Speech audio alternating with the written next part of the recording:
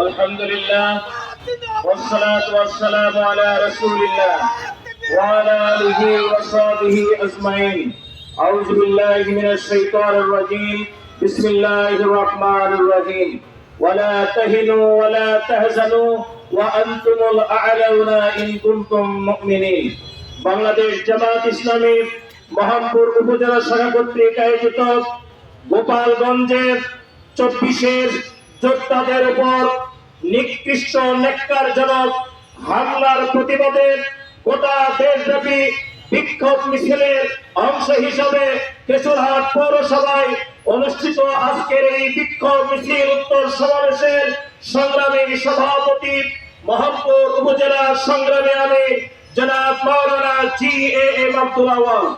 আজকের এই প্রোগ্রামের প্রধান অতিথি বাংলাদেশ জামাত ইসলামী রাজশাহী জেলার সম্মানিত নায়েবে আমির, এই মোহাম্মদপুর উপজেলার গৌরব জনাব হযরত মাওলানা আব্দুল খালেক।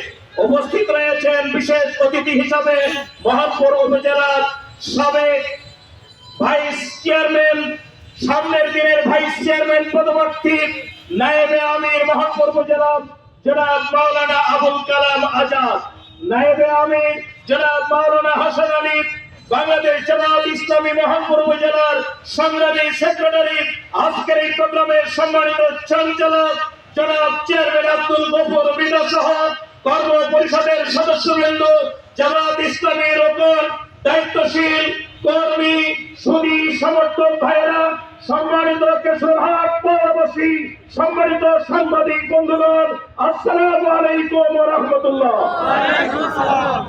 আপনারা প্রচার মিডিয়ায় লক্ষ্য করেছেন পালিয়ে যাওয়া ফ্যাসিস্ট স্বৈরাচার গণহত্যাকারী শেখ হাসিনার দোসরেরা এখন পর্যন্ত বাংলাদেশের জমিনে হাসিনা পালিয়ে গেল, হাসিনা সরকার বিদায় হলো, খুনি সরকার বিদায় হলো, তাদের প্রেতাত্মারা এখন পর্যন্ত বাংলাদেশে বহাল তবিয়তে তারা ঘুরে বেড়াচ্ছে।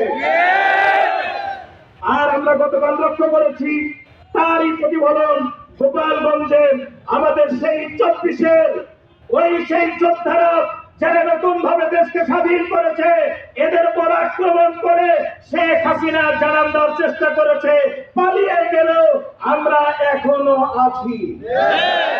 বাংলাদেশের জনগণ, বিশেষ করে বাংলাদেশ জামাত ইসলামীর পক্ষ থেকে বলতে চাই এবং জামাত ইসলামীর এই ম্যাচে শেখ হাসিনাকে দিতে চাই।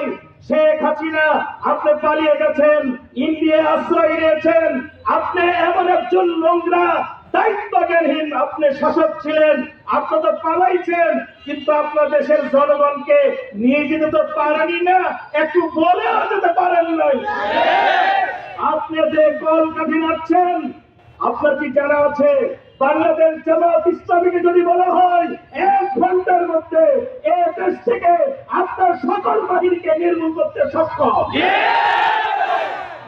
কিন্তু আইন আমরা কখনো হাতে নিতে চাই না, আমরা আইন হাতে নেবেও না। জামাত ইসলামী সুশৃঙ্খল এবং নিয়মতান্ত্রিক একটা ইসলামিক দল, ঠিক কিনা? সুতরাং বর্তমান প্রশাসনকে বলবো, গতকাল যে ঘটনা ঘটানো হয়েছে এদের সবগুলোকে আইনের আওতায় আনা হোক। গোপালগঞ্জের ডিসি এবং পুলিশ কমিশনারকে গ্রেফতার করে তাকে বিচারের আওতায় আনা হোক। আমাদের যে সমস্ত লীগের ভাইয়েরা, ছাত্রলীগের ভাইয়েরা মারা গেছে, তারা তো এই দেশেরই জনগণ, তারা তো আমাদেরই ভাই, কিন্তু ওই ভারতের ওই সেই দালাল, সেই রয় এনেছেন, ওই রয়ের প্রেতাত্মা শেখ হাসিনা এদেশের জনগণকে প্রতিশোধ নেওয়ার জন্য কিছু কর্মকাণ্ড ঘটিয়ে এদেশের জনগণকে হত্যা করতে চাও। শেখ হাসিনাকে অনুরোধ করবো, আওয়ামী লীগ আমাদের ভাই, আপনি আমাদের ভাইদেরকে মারার ব্যবস্থা করেছেন, এটা কখনো করা যাবে না।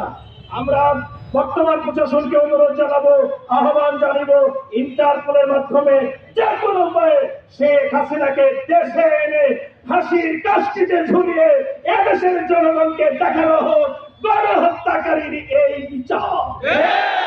আমি আর কথা না বাড়িয়ে সম্মানিত কেশরহাটের ভাইদেরকে আহ্বান জানাবো, এই কেশরহাটে বিভিন্ন দলের জনগণ, বিভিন্ন দলের অনুসারীরা আমরা রয়েছি।